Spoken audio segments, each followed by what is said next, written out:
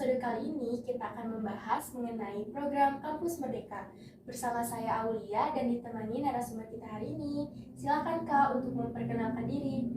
Halo, perkenalkan nama aku Adan Rohamida dari tingkat 3 semester 6, Prodi Manajemen Fakultas Ekonomi dan Bisnis. Nah, Unsak Lovers, seperti yang kita ketahui, Kampus Merdeka yaitu suatu kesempatan bagi mahasiswa untuk mengembangkan minat dan bakatnya dengan terjun langsung ke dunia kerja. Untuk lebih lanjut, kita tahu tentang Kampus Merdeka, aku akan bertanya kepada Kak Wanda. Silakan Kak dijelaskan mengenai apa sih Kampus Merdeka itu? Baik, betul ya, untuk Kampus Merdeka itu untuk mengembangkan diri gitu. Setahu aku, jadi Kampus Merdeka ini didirikan oleh Nadiem Makarim, Kementerian Pendidikan kita pada tahun 2019. Seperti namanya, Kampus Merdeka yaitu membebaskan perguruan tinggi dan mahasiswa untuk mengembangkan dirinya dengan ilmu-ilmu baru di luar dari mata kuliah dari kampus. Selain itu juga dengan Kampus Merdeka ini, perguruan tinggi dan perusahaan dapat meningkatkan kerjasama serta meningkatkan juga kualitas pendidikan di seluruh Indonesia. Baik, program apa saja sih Kak yang ada di Kampus Merdeka itu? Baik, untuk program yang ada itu pertama ada MSIB, ada Kampus Mengajar, ada Bangkit, ada Wirausaha Merdeka, dan masih banyak lagi. Wah, ternyata banyak ya teman-teman program yang ada di Kampus Merdeka ini. Oke, selanjutnya apa sih Kak program yang Kakak ikuti di Kampus Merdeka ini? Untuk program yang saya ikuti yaitu MSIB atau Magang dan Studi Independen Bersertifikat di perusahaan PT Revolusi Cita Edukasi atau lebih dikenal dengan Revolu Tech Academy. Oke. Nah, kalau boleh tahu alasannya apa sih Kak mengikuti program tersebut? Seperti namanya sendiri, Magang dan Studi Independen Bersertifikat, dan sertifikat tersebut sesuai dengan sosialisasi. Memang apabila sertifikat tersebut ada di CV itu sangat menjadi nilai plus gitu di dunia kerja. Selain itu juga MSIB ini menjadi pengalaman baru yang dimana bisa mendapatkan ilmu-ilmu lain yang di luar dari mata kuliah utama daripada di kampus.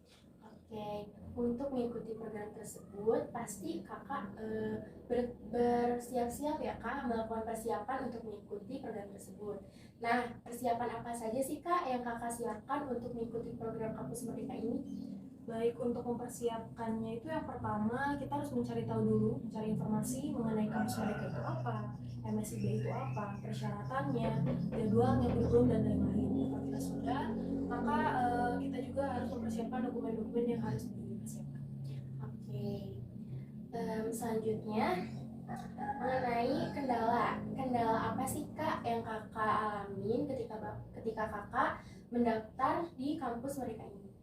Untuk kendala dari aku sendiri itu pada saat pendaftaran itu mepet pada penutupan pendaftaran, yang dimana memang menjadi kendala besar karena yang pertama perusahaan banyak yang sudah tutup, yang sudah rampung, sudah memenuhi kuota, dan juga untuk persyaratan seperti dokumen itu kita membutuhkan waktu yang lumayan juga, karena untuk SPTJM dan surat rekomendasi itu membutuhkan tanda tangan daripada rektorat dan dosen-dosen, yang dimana kita harus menyesuaikan dengan waktu mereka gitu. Selain itu juga untuk kelas yang aku dapetin ini itu diadakan pada malam hari pada jam 7 sampai jam 10 malam, dan dimana itu juga menjadi kendala ya pada aktivitas karena mengganggu jam istirahat. Betul sekali. Nah, tadi aku mendengar tentang surat rekomendasi. Nah, surat rekomendasi itu suratnya seperti apa sih Kak? Surat rekomendasi itu surat untuk direkomendasikan ke Kampus Merdeka ini dari dosen dari universitas bahwa kita memang direkomendasikan dan kita layak untuk mengikuti program ini. Oke, baik. Oke, selanjutnya itu tahapan. Nah, tahapan apa saja sih Kak ketika Kakak mendaftar di program Kampus Merdeka ini? Baik, untuk tahapan tersendiri itu tentu saja ya, yang pertama itu membuat akun di Kampus Merdeka dengan mengikuti semua alurnya seperti foto profil, nama, dan universitas, dan lain-lain. Apabila kita sudah melengkapi dan juga melengkapi dokumen-dokumen yang harus dipersiapkan, langkah selanjutnya yaitu memilih perusahaan yang akan kita tuju. Setelah mendaftar ke perusahaan yang akan kita tuju, langkah selanjutnya yaitu kita akan mengikuti tes kebinekaan. Nah, di tes kebinekaan ini dengan waktu yang sudah ditetapkan nanti akan dilakukan secara serentak. Setelah itu akan diadakan juga tes wawancara. Untuk tes wawancara ini hanya oleh perusahaan-perusahaan tertentu, karena pada saat itu pun aku gitu nggak semua perusahaan yang dapat tes wawancara. Jadi tes wawancara ini bisa didapatkan dari apabila kita lulus tes administrasi. Apabila kita sudah tes wawancara, sudah selesai, maka yang terakhir yaitu offering letter atau tes penawaran, atau surat penawaran. Jadi surat penawaran ini perusahaan memberikan penawaran untuk kita menerima atau menolak daripada keterima gitu kalau misalnya keterima. Apabila sudah kita menerima di perusahaan tersebut, kita berkomitmen untuk terus menjalankan program ini sesuai dengan jadwalnya. Oke, tadi ada tes kebinekaan. Boleh dijelaskan nggak sih Kak, tes kebinekaan itu seperti apa saja?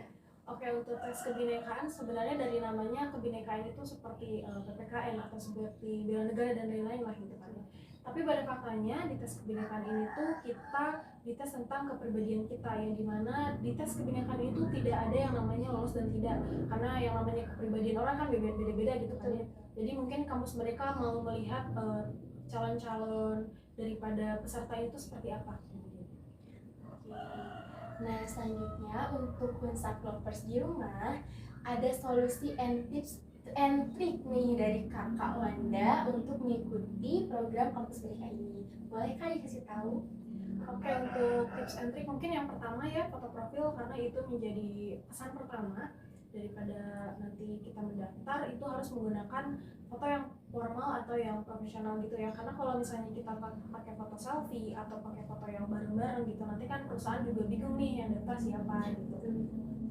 Setelah itu juga harus dengan detail ngecek gitu, dokumen-dokumen penting itu ditempatkan sesuai dengan namanya. Harus kalau apabila menggunakan CV dipasang di tempat CV, karena memang ada banyak beberapa kasus SPTJM-nya tidak lolos dikarenakan memang penempatan yang salah atau mungkin ada penulisan-penulisan yang salah. Oh ya, juga untuk semua format-format surat rekomendasi SPTJM dan lain-lain itu sudah disediakan di laman. Jadi untuk yang mau mengikuti di batch selanjutnya, saya sarankan untuk terus mengecek gitu, karena memang selalu ada informasi-informasi terbaru.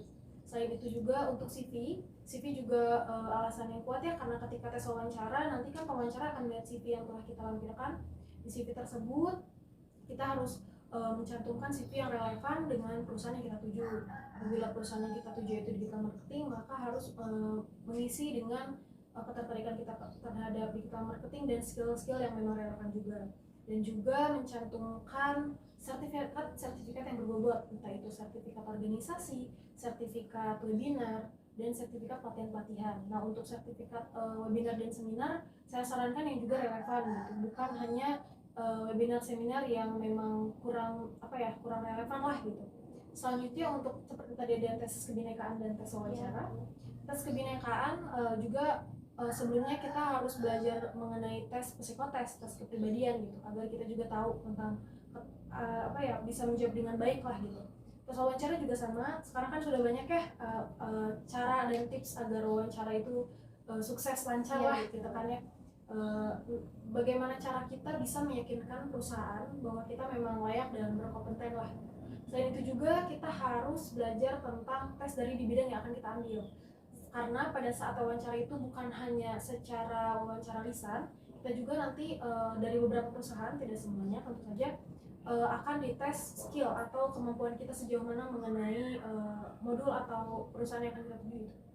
Oke, jadi untuk Unsak Lovers, kalau ingin mengikuti program Kampus Merdeka, kita harus mempersiapkannya dengan sangat matang.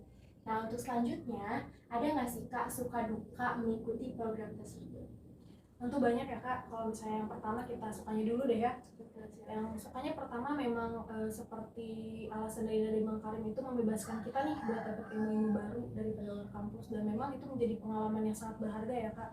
Dan alhamdulillahnya aku dapat pengalaman baru, dapat juga relasi baru gitu. Memang kita bisa mendapatkan relasi dengan cara apapun, tapi dengan Kampus Merdeka ini kita mendapatkan relasi yang luar biasa. Contohnya saya mendapatkan relasi dari Universitas Udayana Bali, yang artinya dari luar pulau yang jauh kan gitu, dari kita gitu.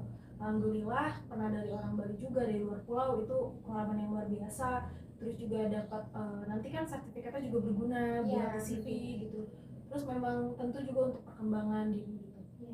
Kalau misalnya untuk dukanya, sebelumnya saat ini kan saya mengikuti di batch 4, sebelumnya pada batch 3 itu sedih gitu ya, karena nggak bisa ikut karena waktu itu di batch 3 itu saya masih semester 4 yang memang tidak sesuai dengan persyaratan, karena untuk persyaratan dari MSIB ini tersendiri minimal itu semester 5 gitu. Selain itu dukanya juga mengganggu waktu istirahat malam ya, karena kelas aku kan malam. Kadang kalau misalnya kelas sebenarnya memang cuma sampai jam 10 malam, namun ada diskusi kelompok, ada pengerjaan tugas itu pernah sampai jam 1 malam gitu. Begadang. Iya, yang dimana memang waktu libur, malah waktu kemarin libur lebaran gitu kan dipakainya buat yang kayak gitu. Tapi justru dari tekanan itu, dari kita memanage waktu, dari kita semua pressure yang aku dapat gitu dari MSIB ini, jadi bisa perkembangan diri buat aku bisa buat lebih mengerti gitu. Oh, kita tuh harus bisa memanage waktu kita gitu ya. Nah, Unsat Lovers, itulah informasi yang dapat kita sampaikan mengenai program Kampus Merdeka. Semoga informasi ini bermanfaat untuk kalian yang sedang mencari program studi sesuai dengan minat dan bakatnya. Oke, terima kasih untuk Kak Wanda telah menyempatkan waktu hadir dalam acara podcast ini. Terima kasih untuk para penonton Unsat Lovers di rumah. Jangan lupa untuk subscribe, like, share YouTube Unsat Radio. Nah, boleh Kak untuk pesan-pesannya untuk Unsat Lovers di rumah? Untuk Unsat Lovers yang akan mengikuti Kampus Merdeka di batch 5, jangan lupa untuk pantengin terus laman Kampus Merdeka dan Instagramnya untuk lebih tahu mengenai informasinya. Semangat Kampus Merdeka next time. Oke, teman-teman, sampai jumpa di episode selanjutnya. Assalamualaikum warahmatullahi wabarakatuh.